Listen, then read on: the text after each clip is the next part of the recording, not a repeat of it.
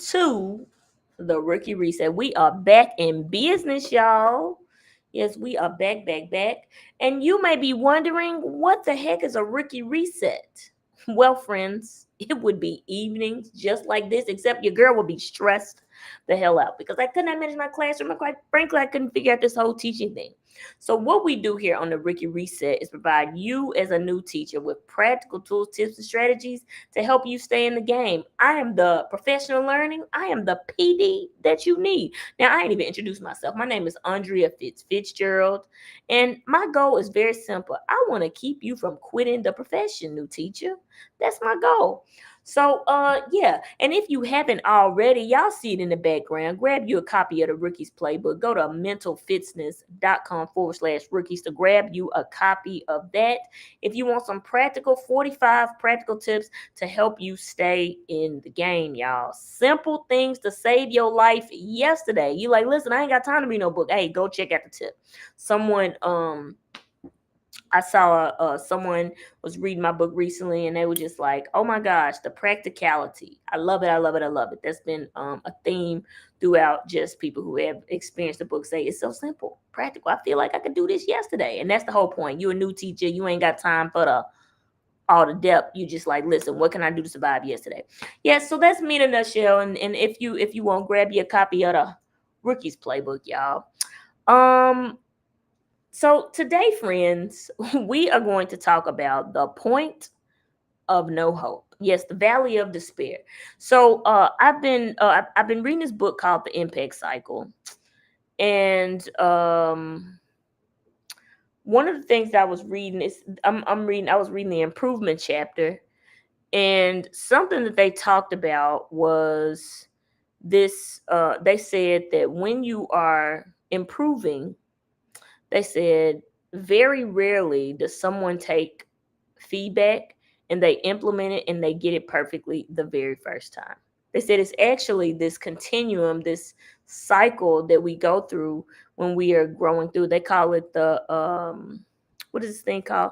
The not the valley of despair, but it's this, I forget the oh my gosh, I couldn't even now look at it now and I forgot what it's called. But the oh my gosh, it's this valley of success, but it's anyways, but listen, I need to make sure I had a name for this. Hold on, y'all. Let me make sure I got this thing. The look, and now of course.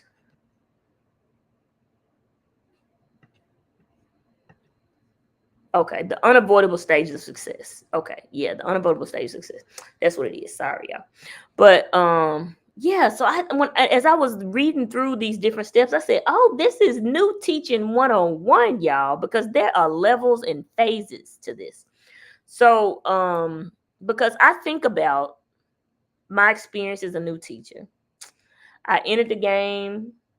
I'm in my teacher prep program. I'm learning all the things. I'm excited, and I get in the profession. I start just my belief in myself slowly starts going down because I am on the struggle bus, and eventually I have this point of no hope, and I'm just like, yep, I don't think I can do this, and that's that day that I want to quit. All that happened.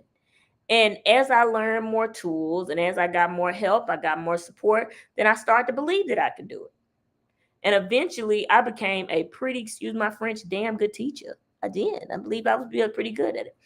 Um, but what is that? Because I think a lot of times I feel that if you understand what phase that you're in, what you're experiencing, it can help you manage the professional a little better. If I knew this, y'all, I swear I would have been good.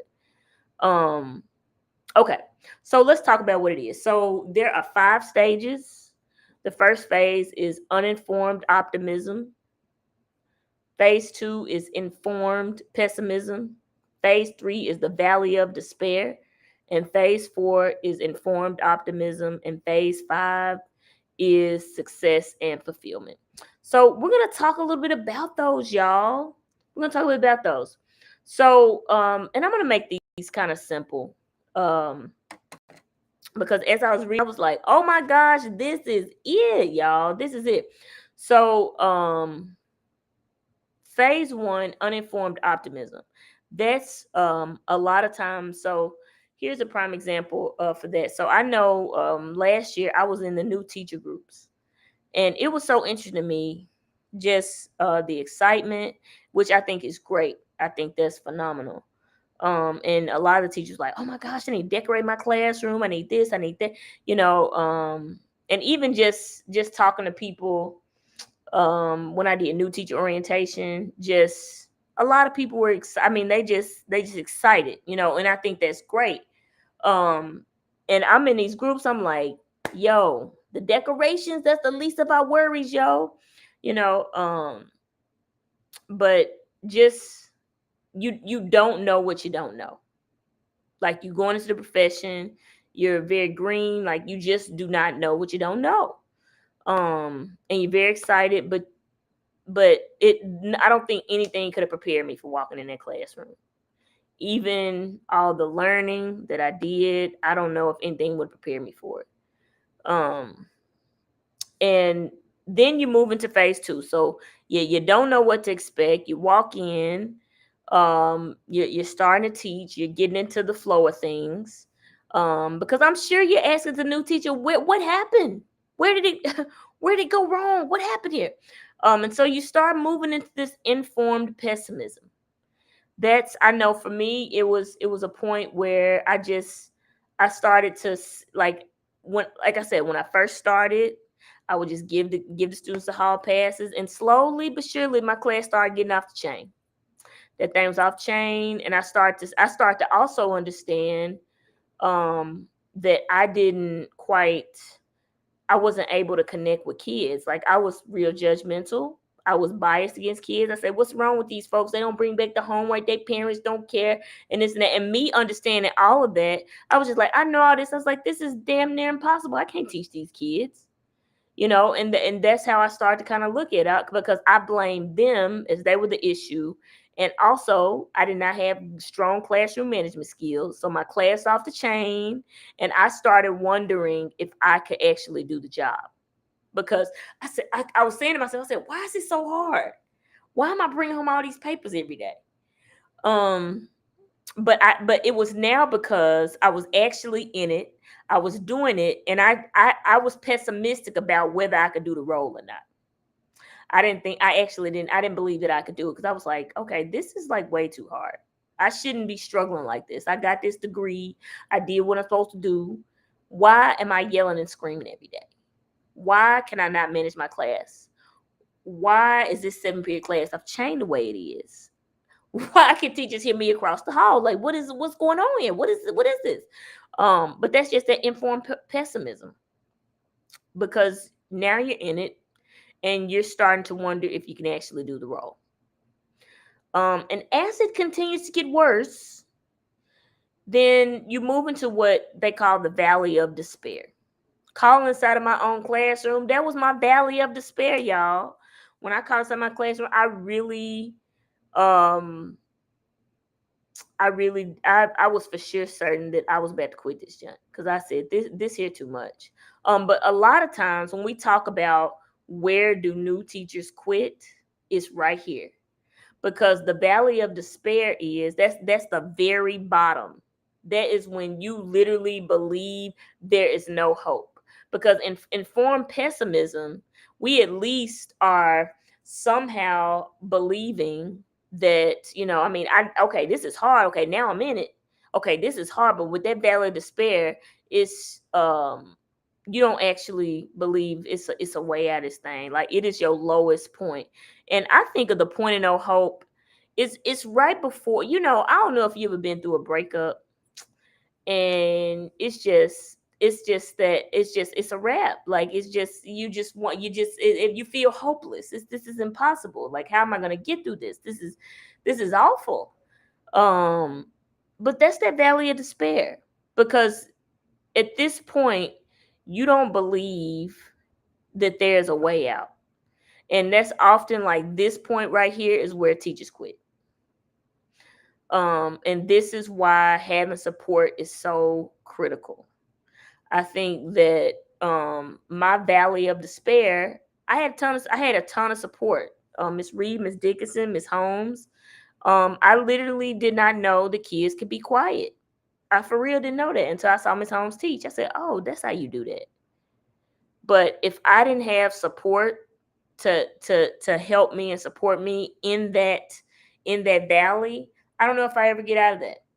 And just imagine how many new teachers on the struggle bus in the valley of despair, and they're not getting any support. And we say, oh well, why are they leaving? They gotta have support with the valley of despair. Because you don't see a way out. Having someone to kind of coach you and mentor you through that is gonna help you out. Like it's a teacher I'm working with right now. Can we change the whole class in one day? No, but we can work on this one 15-minute window at a time. We can do that. Um, but just walking through that, I'm certain that things are gonna get better for her because she's getting support to help her kind of move through that. Um, but that's where we got to support our teachers. The next one is phase 4, that is informed optimism. And I think that is when I start transitioning. Like, think about it. I'm screaming every day. I'm yelling every day. I go see Miss Holmes teach. Miss Reed, Miss Dixon, Miss Holmes say, okay, Fitzgerald, this is what you got to do. I'm starting to believe that it's possible for me. I have more information. I have more tools. Okay, we can start doing this. We can absolutely start doing this. And let's be clear. Remember what I just said to start off. You're not going to get it right the very first time. You're going to take some L's. You're gonna mess up. It's what comes with the game. It is what it is. Mistakes will happen, but at least you have more information, you have more tools. So you're starting to believe that it's a possibility to move beyond where you are. Okay.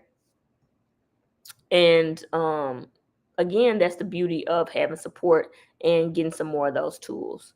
And phase 4, I think the informed optimism was probably, I would say, for me, years 1 through 3 maybe, because I still wasn't sweet. I still wasn't cold out here. I had some decent data, but I don't think I got nice with it to about year 4 through 7. I feel like I was fire here. But yeah, just getting better with it. Yep. So and then the last one is phase 5. That's success and fulfillment. That's when you in your bag. You you've went through some things, but you've grown as a professional. So you are at a point of more successful. I think that for me, probably, like I said, years 5 through 7 were probably that for me. It was really just fine tuning at this point. You know what I mean? But a lot of times, new teachers have these experiences. It's a part of the game. Now, one thing I'll close out with this when we talk about the 5 phases. Phase 1, that uninformed optimism. You don't know what you're walking into. Phase 2 is the informed pessimism. I'm in the game. Oh, wait a minute. I don't even know if I can do this. I'm going to keep hanging in here, but I don't know if I can do it. Phase 3, that valley of despair. Woo! This is when that's that point of this is when most teachers quit. Well, how do we get out of that? We get support, we get help, we acquire more tools, which moves us into the phase 4 of informed optimism. I have more tools. I'm starting to believe that I can actually do this thing. And phase 5 is that success and fulfillment. So it is a process. And so as we close that, I'll close it out with this. Um, y'all see this book behind me? You see this book behind me? One might say that's success and fulfillment, but you know what created that? These 4 phases that I just described. Call inside of my own classroom, all the mistakes I made, those different valleys, that roller coaster created this book. And I think that's something that I want you to keep in mind, new teacher. The L's, the losses, the valleys, those are what's going to help you become the teacher that you are. Losses make great teachers. I tell people that all the time. Losses make great teachers. You're going to mess up. How you respond is going to help you become the teacher that you're called to be. So just be patient with yourself. You're brilliant. You're capable. And just the best way to get out of the valley of despair is to get help, support, acquire new tools, whether that's getting a mentor, professional development, reading a book. Got one for you right there. But getting the support you need. I know that I don't get out of that valley of despair without my mentors. Doesn't happen. So understand that this cycle, you wondering whether you're capable, this all normal. That's really the whole point of all this. This is all normal. So don't beat yourself up. Completely normal. Just be kind and patient with yourself. So thank you so much for tuning in. Get out there this week and do those rookie reset push-ups. And as you go out this week, keep that rookie state of mind. Well, what's that fits? Remember, the level up is in the losses. Problems are a privilege. And yes, you might be new to this, but I know you're true to this because you're in this moment right now, and I believe in each one of you. So get out there this week and do those rookie reset push-ups. And we out.